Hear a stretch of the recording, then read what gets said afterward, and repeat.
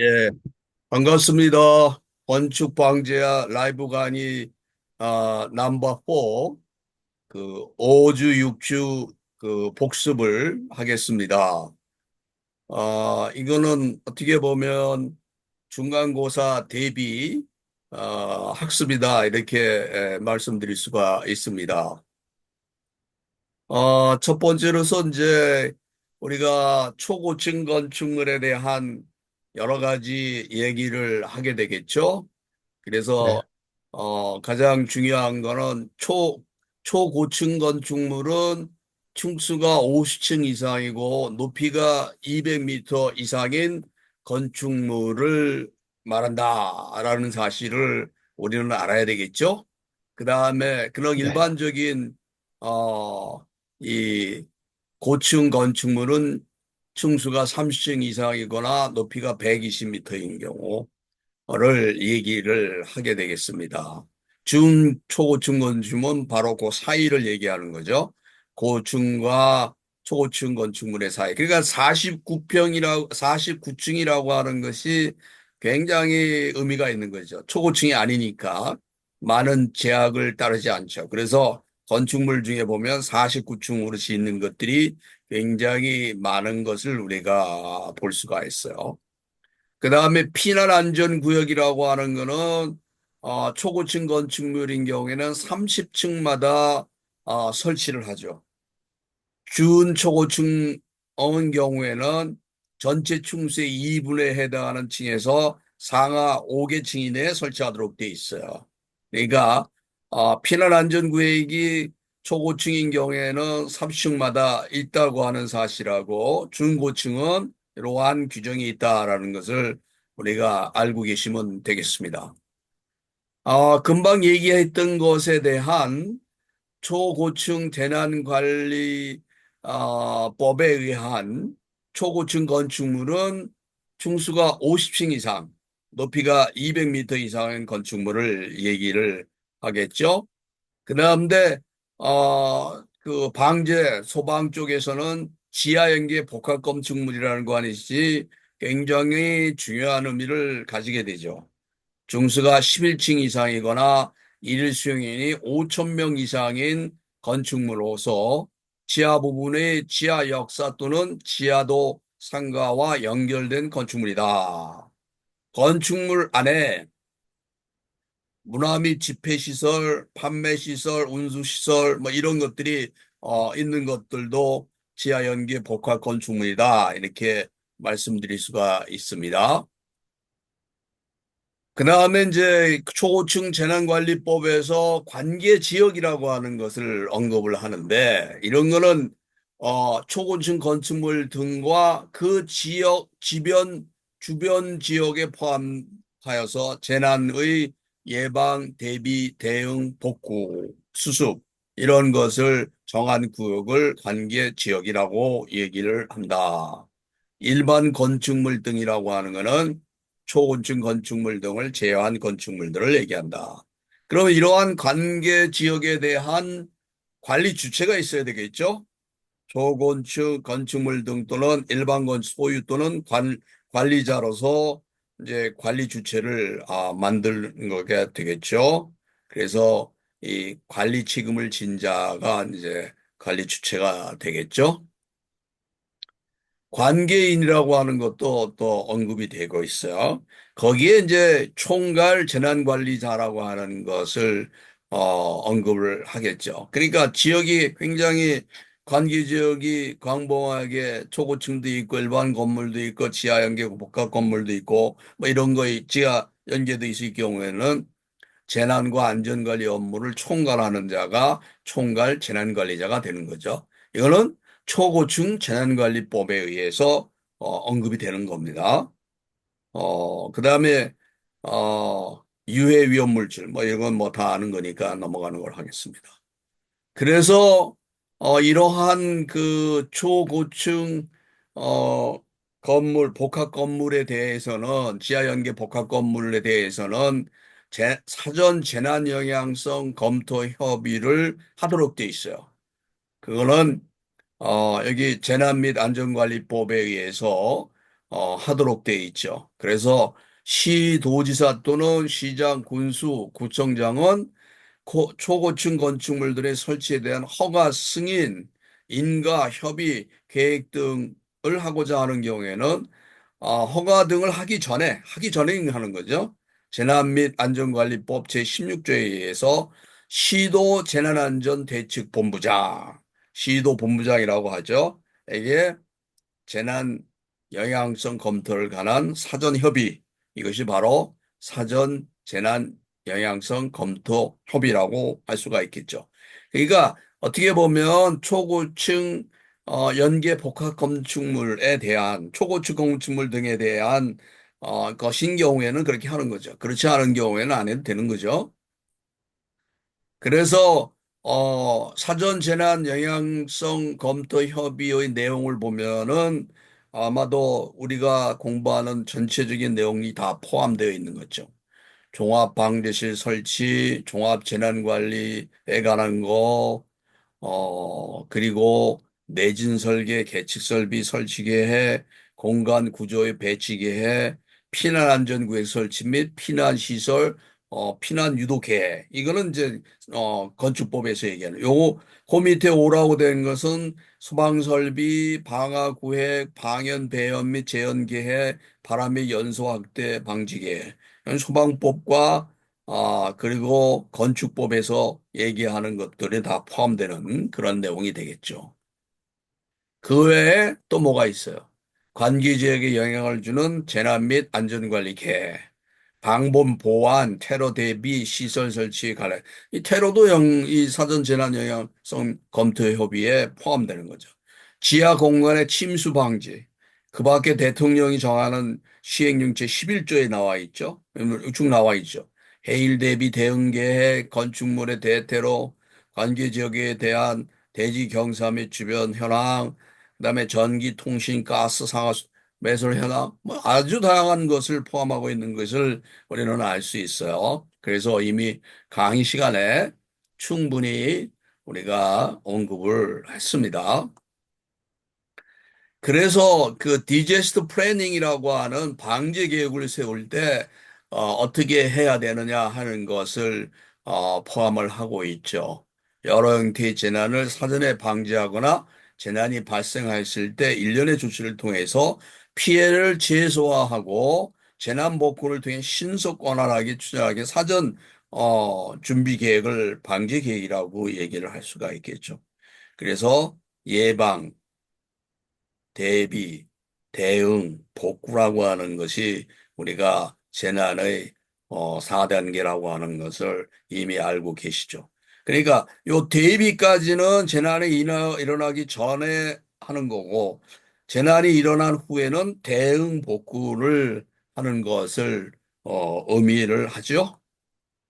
예, 그래서 초고층 재난관리법상의 방제 관련 계획은 재난 예방 및 피해 경감 계획이라고 하는 것을 가지고서 하게 되는데 이러한 내용들은 여기 나와 있지만 여러 가지 내용이 포함하고 있죠. 재난의 유형별 대응, 상호 응원 및 비상 전파 계획, 피난 시설 및 피난 유도 계획, 테러, 그다음에 안전관리 조직 운영, 뭐 이런 것들이 다 포함되어 있는 거예요.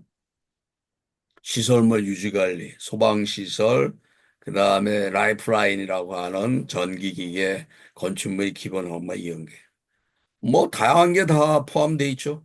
여기 보면 초고층, 건축물의 거주 밀도와 이런 건 이제 소방에서 우리가 많이 접근하는 건데, 아니, 어떻게 보면 소방 쪽에서도 건축법하고 소방법 두 개가 다 알고 있어야 되는 그런 내용들이죠.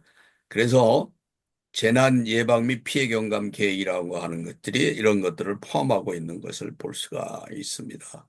그래서 여기 나와 있지만 소방 계획서 소방시설 유지 및 안전관리에 관한 법령. 이건 이제 법령이 두 개로 갈라졌죠. 하나는 시설법하고, 안전관리법 이렇게, 두 개로, 그때 분법화된 걸 알 수 있지만, 거기에 의한 소방계획서. 그 다음에 자연재해 대처법에 하면 비상대치 계획을 작성할, 을 작성 또는 수습한 거로 본다. 이렇게 어떻게 보면 어, 이러한 재난 예방 피해 경감 계획을 수립하면은 이런 것이 이루어져 다 작성 수립된 것으로 본다. 이렇게 말씀드릴 수가 있습니다. 그래서 재난 예방 및 피해 경감 계획의 개통도를 보면 결국은 여기 보면은 관리 주체가 이렇게 이 구군 재난안전대책본부장한테 보내고, 그 다음에 시의 재난안전대책본부장, 시본부장이죠. 그 다음에 소방청장, 행정안전부로 이렇게 넘어가는, 그래서 소방서장이 주체가 돼서, 처리를 하는 것을 우리가 볼 수가 있겠죠. 그러니까 재난안전대책본부장, 이라고 하는 주체를 여기서 언급을 하고 있는 겁니다. 결국은 소방방재청, 옛날에는 뭐 소방방재청이었죠. 지금은 소방청으로 바뀌었으니까 그런 것을 볼 수가 있습니다. 그 다음에 관계 지역 안에서 관리 주체가 둘 이상인 경우에 관리 주체는 재난 및 안전관리 협의회를 구성해야 된다. 그러니까 이 관계 지역 안에 관리 주체, 그러니까 관리 주체가 여러 개, 둘 이상인 경우가 꽤 있겠죠. 지하 연계도 있겠고, 초고층 건축물도 일반 건축물도 있을 테니까, 이런 경우에는, 제네마 안전관리 협의회를 구성해서 협의해야 된다라는 것을, 언급을 하고 있습니다. 가장 대표적인 것이 우리나라의 코엑스를 들 수 있죠. 강남에 있는 코엑스를 보면은 어떻게 돼 있어요? 어, 거기에 무역센터 있고, 코엑스 몰이 있고 또 뭐 현대백화점이 있고 또 호텔도 있고 여러 관리 주체가 있단 말이에요. 그런 거는 이와 같이 재난및 안전관리 협의회를 구성을 해야 된다라는 거죠. 그러니까 종합방재실 간의 정보망의 구축, 정보 및 통신 설비에 관한 거. 이건 다 우리가 강의 시간에 얘기한 거니까 넘어가겠습니다. 그 다음에 여기 보면은 유관기관 간의 협조 사항. 뭐 협의 실무 회원, 뭐 굉장히 많은 내용들을 포함하고 있는 것을 볼 수 있어요. 어떻게 보면은 초고층 건축물이 존재하는 곳에서는 이러한 재난 및 안전관리 협의회라고 하는 것이 만들어져야 된다 하는 사실을 우리는 명확하게 알고 있어야 된다라는 겁니다. 그 다음에 종합방재실의 위치라고 하는 거는 여기 1층 또는 피난층에 종합방재실을 설치하도록 돼 있고, 다만 특별 피난계단 출입구로부터 5m 이내에 종합방재를 설계 하는 경우는 2층 또는 지하 1층에 설치할 수 있으며, 공동주택의 경우 관리사무소 내에 설치가 가능하다. 이렇게 언급을 하고 있어요. 이게 또 있죠. 비상용 승강장, 피난 전용 승강장 및 특별 피난 계단으로 이동하기 쉬운 거. 재난 정보 수집 및 제공, 방지 활동이 거쳐 역할을 할 수 있는 거. 소방대가 쉽게 도달할 수 있는 거. 화재 및 침수로 인해서 우려가 적은 거. 이런 걸 줄 수 있는데 사실은 이게 지하에 많이 있다 보니까 그런 문제가 있을 수가 있겠죠. 그 다음에 종합재난관리체계 구축 시 포함 사항들을 언급을 하고 있어요. 재난대응체계, 재난 테러 및 안전정보관리체계, 그 밖의 관리 지표에 필요한 사항들을 포함하고 있다. 세부적인 내용은 여러분들이 한번 읽어보면 충분히 아는 그런 내용이라고 생각합니다. 그 다음에 통합 안전 점검을 이게 여러 가지 법에 의해서 안전 점검이라고 하는 것이 이루어지니까 한 건물에 대해서 여러 주체자가 오면은 관리 주체가 상당히 어려울 거 아니에요. 1년 내내 그 점검을 받아야 되는 게 있으니까 이렇게 통합해서 안전 점검을 시행할 것을 시군포 본부장에게 요청할 수 있다. 여기 나와 있죠. 고압가스, 도시가스, 전기사업법, 승강기, 에너지이용, 어린이 놀이 안전관리법 이러한 여러 가지가 포함이 되어 있다라고 하는 것을 볼 수 있어요. 뭐 같은 내용을 한번 읽어보시면 되겠어요.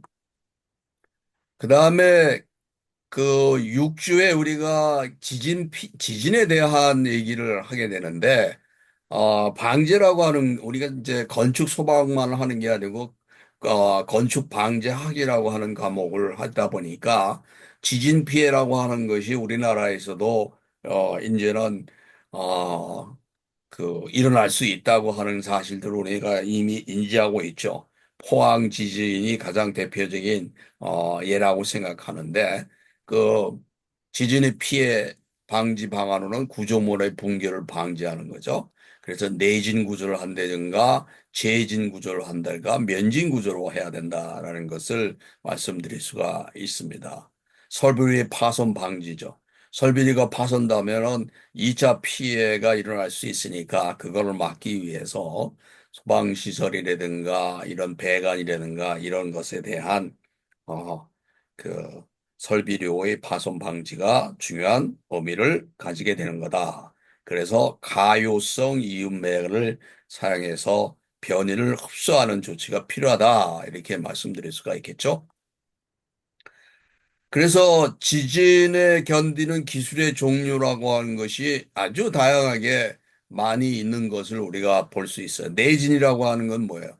지진력에 저항을 해서 견디게 하는 거죠.